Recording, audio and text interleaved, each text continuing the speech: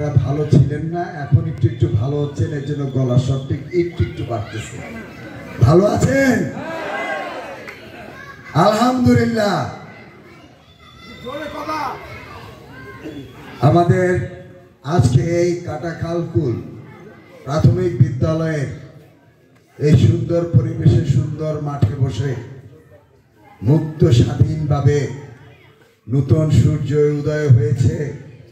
সেই সূর্যকে, স্বাধীনতাকে ধরে রাখার জন্য এলাকার যুব সম্প্রদায়, বিশেষ করে ছাত্র সম্প্রদায় যে শান্তির সমাবেশ, সম্প্রীতির সমাবেশ, সাম্যের সমাবেশের আয়োজন করেছেন, এই আয়োজনের সম্মানিত সভাপতি, সম্মানিত সহসভাপতি সহ অত্র এলাকার মুরব্বী, অত্র এলাকার সবার প্রতি রইল আমার নেত্রী, দেশ নেত্রী বেগম খালেদা জিয়ার পক্ষ থেকে শুভেচ্ছা, লাল গোলাপ শুভেচ্ছা। আসলে এই ফুলের তোড়াটা কার? ফুলের তোড়াটা প্রাপ্য আমি নই,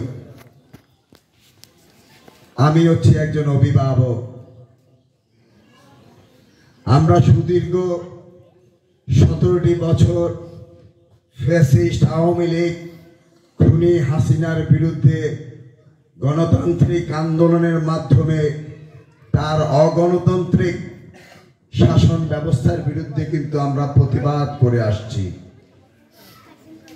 আমাদের আন্দোলনের সংগ্রামে আমরা সম্মিলিতভাবে হয়তো সবাইকে সম্পৃক্ততা করতে পারিনি, সেটা আমার দলের ব্যর্থতা হতেও পারে। এটা দেখিয়ে দিয়েছে 2024 সালের আমার সন্তান রক্ত মাথাটা যেরকম ঠিক, আবার করতে পেরেছি সেটাও ঠিক। আমরা বিগত কতদিনে 660 জন আমার ছাত্র নেতা, যুব নেতা, বিএনপি নেতাকে গুম করেছে, হত্যা করেছে 1200 লোকের চেয়েও বেশি, 20 লক্ষ মামলা করেছে, যার প্রায় 1 কোটির কাছাকাছি আসামির সংখ্যা। আমার একটি দলের সারা বাংলাদেশে কার্যকারী কমিটির সদস্যই আছে 1 কোটি। আমার মনে হয় আমার কোনো জিয়ার সৈনিক বাদ নাই যে তাদেরকে আসামি করা হয় নাই। তাদের যে হিংস্র আচরণ, মানুষকে যে এভাবে হত্যা করতে পারে, সেটা নিদর্শন ছাত্রলীগ, যুবলীগ তথা আওয়ামী লীগ কিন্তু এই বাংলার মাটিতে 17 বছর দেখিয়েছে। সেই জাগ্রত বোধ থেকে আমার নেতা তারেক রহমান আমাদের প্রতি নির্দেশনা দিয়েছেন, এই ছাত্র সমাজকে যখন স্বাধীন বাংলাদেশে রাজাকারের বাচ্চা বলে উদাত্তপূর্ণ আচরণ করেছে, এখন আর ঘরে বসে থাকলে চলবে না।